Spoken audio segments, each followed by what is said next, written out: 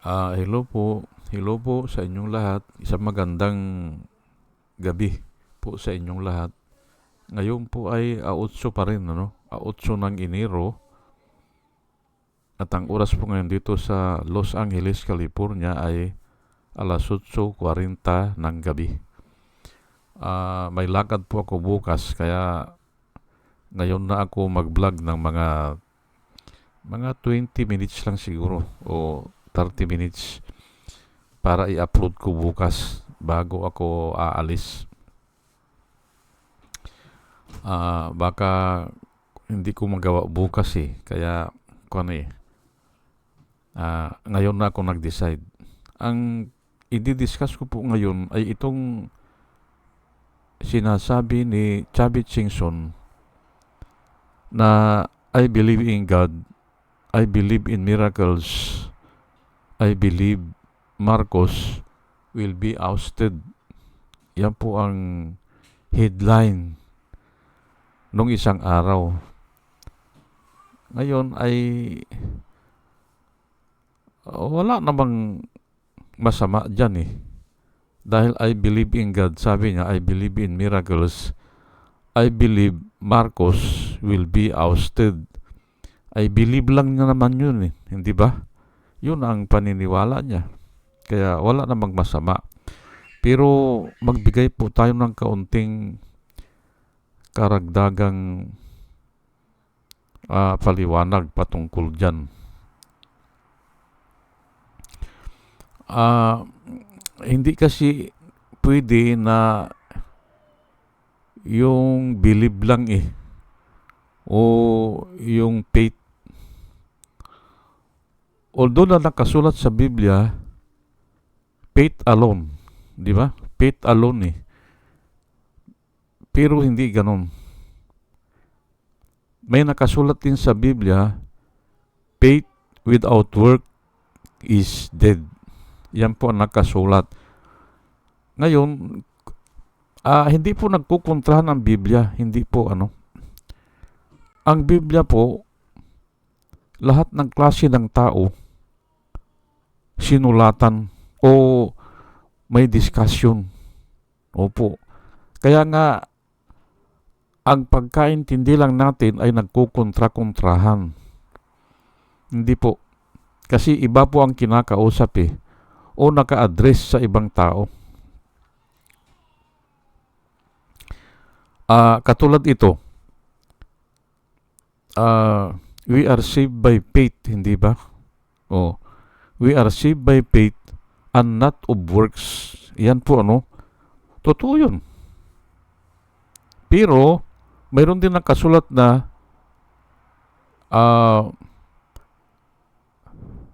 faith without works is dead.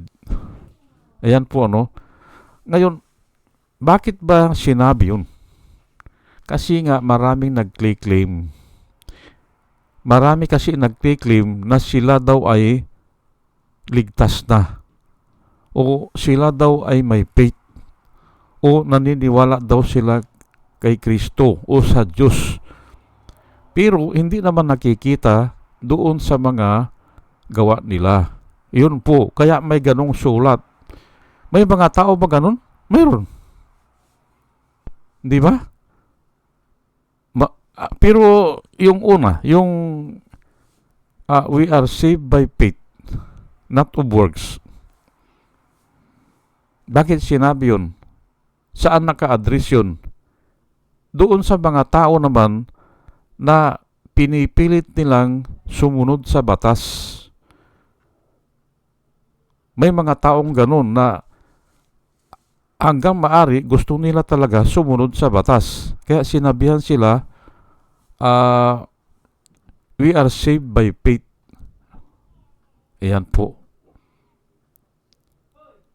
Sola fide. Faith alone, hindi ba? Sola fide. Ewan ko, Grego ata yun. Greeks. Sola fide. Faith alone. Meron pa nung sola scriptura. Bible alone o kaya ay scripture alone. Doon manggagaling ang paniniwala natin doon sa nasusulat. Ngayon ay ang sabi po ni Chavit Singson, I believe in God. I believe in miracles. And I believe Marcos will be ousted. Yan po ang sinabi niya. Ay ito na.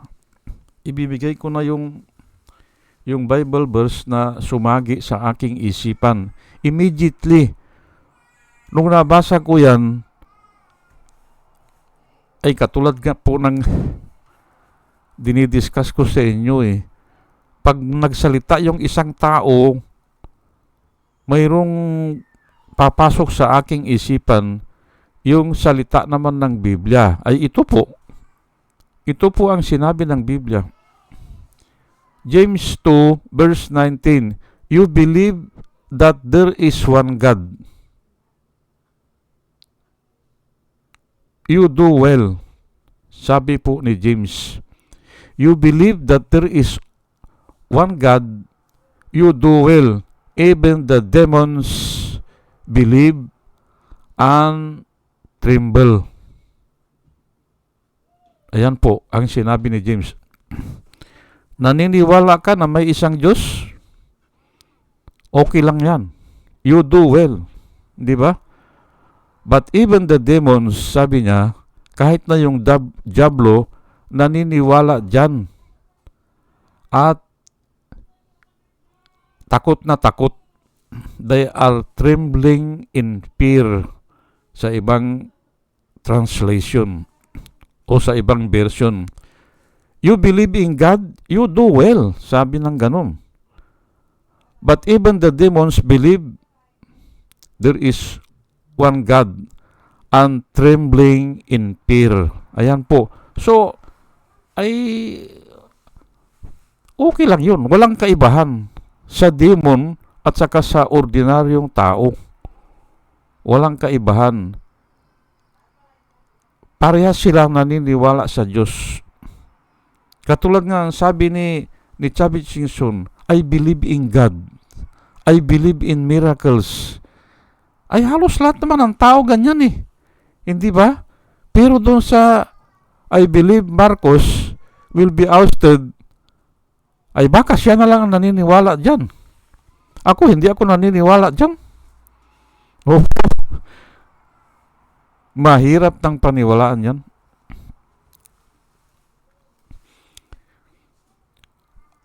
Binabasa ko yung mga comments kahit na sa Facebook, kahit na sa YouTube. Hindi maipaliwanag bakit ma-ousted kung may maganda sanang paliwanag, baka pwede pa o may reason. At yung reason ay nakita mo talaga na reasonable, hindi ba? O may logic. Ay kung walang logic, ay bakit mo paniwalaan, hindi ba? It must have a reason. And the reason is sensible or intelligent, hindi ba? Kailangan may intelihente na reason. Ay kung sasabihin lang niyang ganyan, ay sino maniniwala dyan? Ay sinasabi nga ng Biblia, you believe in God, you do well. Even the demons believe that, and trembling in fear, sa pagkatakot, hindi ba? Nanginginig. Ayan po, hindi ba? Kaya ako, naniniwala ako dun sa sinasabi ng mga tao, dun sa mga comment section. Binabasa ko po isa-isa Wala yan si Chavit, sabi nila, walang kwenta yan. Wala nang maniniwala dyan. Ay oo nga, ikikwento ko lang po sa inyo kasi nga, hindi ko naririnig Hindi ko naririnig. Pero ako, ay nagre-research po kasi ako Nung napatalsik si Irap, taong kwan po yan mga 2000 yan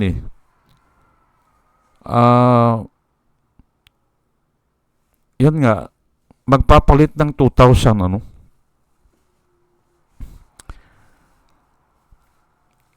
nakaupo si Irap. Malapit na siya mag 3 years noon, si Irap.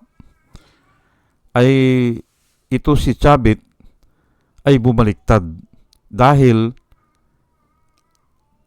natalo siya ni Atong Ang, na ang gusto ni Atong Ang, siya ang hahawak ng waiting sa buong bansa. Opo. Yan po yan po ang pinag-awayan, ay hindi pumayag si Chavit. Ngayon ay nasurtihan lang ni Chavit. Nasurtihan lang niya kasi nga alam nyo po yung nilalakad ni Atong Ang, alam na alam ko yan. Yung Masyaw. Doon sa area, yan sa Bisaya. Kasi marami akong marami akong kaopisina na taga Bisaya noon. Sa MWSS, sa Nawasa, ang dami kong kaopisina. Sila ang nagkikwento sa akin, ayaw nila yung Masyaw. Bakit kako? Ay pinapasukan sa bahay kanya ay para patayain ka lang ng waiting. Kahit natutulog ka, gigisingin ka para tataya ka ng waiting. Ay ayaw ng taga Luzon yan. Ay bakit ganun, hindi ba? Dito sa Luzon at least nasa bakod lang kung patayain ka ng waiting. O hindi pumapasok sa bahay. O ay dyan daw sa Masyaw, sa pilitan.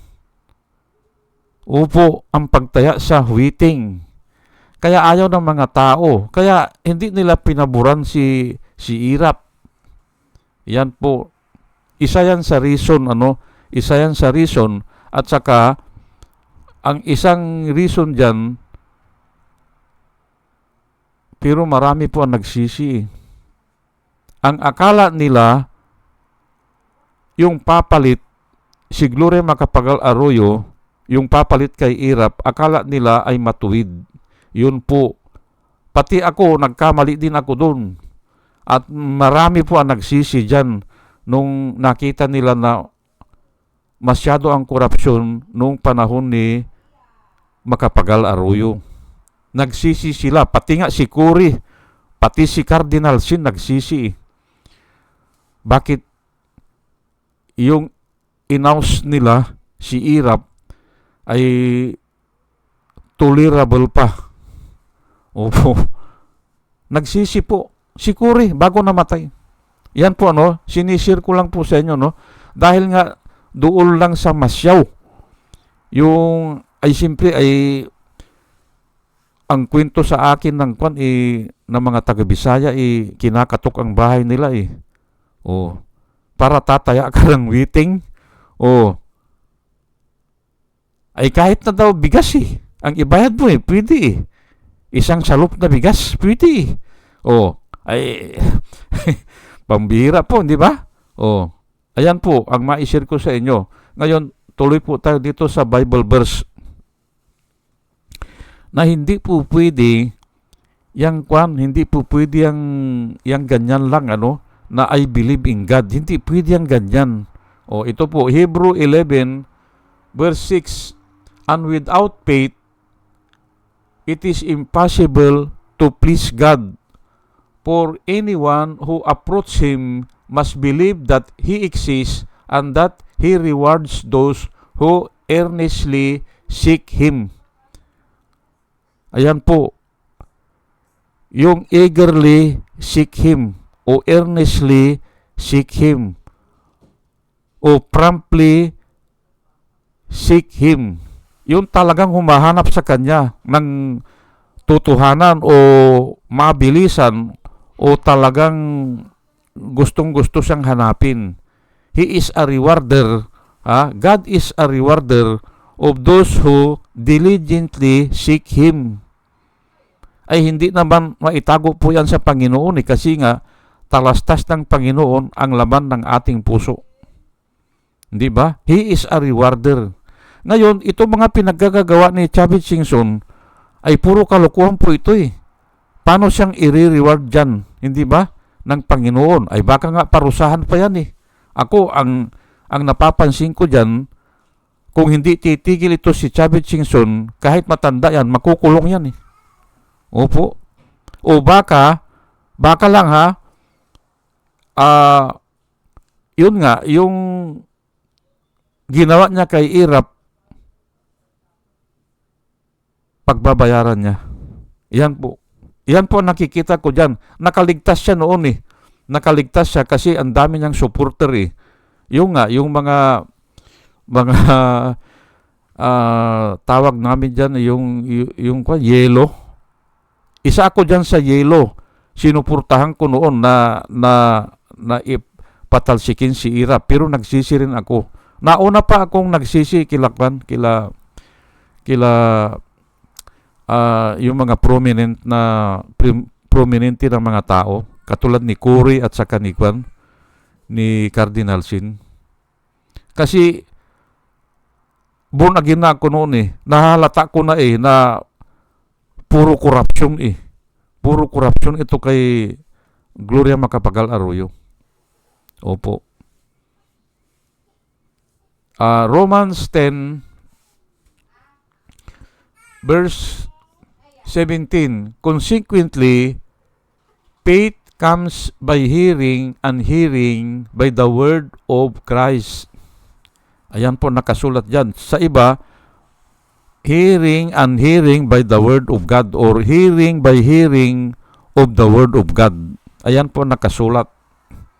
Pero ito na, ay naandyan na, ay yan na ang version na napili ko. Consequently, sabi sa Romans 10 verse 17, faith comes by hearing and hearing. Yan po totoo po yan. Kasi kung hindi ka nakikinig, paano ka magkakaroon ng paniniwalaan kung wala ka napakinggan? Hindi ba? Siyempre, mapakinggan mo muna. Tapos titingnan ng iyong kaisipan kung uubra yan. Hindi ba? O may logic. O pag-aaralan mo yan eh. Kaya hearing and hearing. At hindi lang iisang bisis yan. Maraming bisis po yan. At marami po ang nagsasabi. Maraming sources. At sa dami niyan, ganun po nangyari sa akin eh. Ang daming naglilitsure. Ang daming nagpapaliwanag ay iba-ibang style nila. Hindi ba? Iba-iba ang ginagamit nila na pagkumbinsi. Hindi ba? Makukumbinsi ka. Faith comes by hearing and hearing and hearing of the word of God. Ngayon, kung hindi ka nakikinig, paano ka magkakaroon ng faith? Kahit may believe ka, kahit na I believe in God, sabi mo. Pero questionable na nga yan eh. Marami po kasi ang nagkiklaim na mayroon siyang faith o I believe in God. Marami pong ganon. Kaya nga, ang sabi ni James, dito, yan sa una na yan sa James 2, verse 19, you believe in God, you do well, sabi niya. Even the demons believe in God, and they trembling in fear. Ang ibig sabihin niyan, hindi sapat yung naniniwala. Hindi sapat yun. Kailangan makikita dun sa action mo. Yun po ang pinapaliwanag ng Biblia. Kung babasahin mo po yan, itong magkakalapit na verse na yan, sa verse 19, hindi sapat. Ay yung paniniwala, hindi sapat. Ay kung ayaw mo pang makinig, hindi ba? At ang iniisip mo lahat ay pira, hindi ba? Langgrabber ito eh. Hindi ba? Dalawa sila ni Rookie. Ang problema nila ngayon yan, parehas silang ididimanda ng kung sino yung mga tao na sinagasaan nila. Hindi ba? Ay kahit na may believe in God siya, ay believe in God, sabi niya, ay kung langgrabber ka naman, hindi ba? Hindi. Ayan, ay sumikat siya dahil sa witting. Sumikat siya dahil napatalsik si Irap. Pero nga, marami ang nagsisi doon. Sinasabi ko na po sa inyo ang totoo. Isa na ako. Para bang ang nangyari ay yung kanta ni Kwan Ni Freddy Aguilar, tinapon nyo ang magaling. Although na hindi magaling si Irap, pero itinapon nyo ang magaling. Oh. At ang kinuha ay si GMA. Tinapon nyo ang magaling sapagkat ito ay may uling. Yun ang Kwan. Ang akala nila ay si Irap ay may uling. Kaya itinapon nila. Ayun, ang pumalit ay si GMA ay grabe, hindi ba? Oh. Kaya nga kung minsan huwag tayong padadala sa mga kwampo yung mga propaganda. Opo, kailangan talaga na hingin natin yung wisdom na nanggagaling sa Diyos para hindi tayo malito. Ayan po So, ito nga consequently, faith comes by hearing and hearing by the word of Christ. Ayan po wala kang faith kung hindi ka nakikinig. Wala kang faith kung wala kang alam dun sa salita niya. Wala kang faith kung hindi mo alam ano bang gagawin niya sa katapusan ng daigdig o sa wakas ng panahon. Ano bang gagawin niya? Kung hindi mo alam yan, wala kang faith.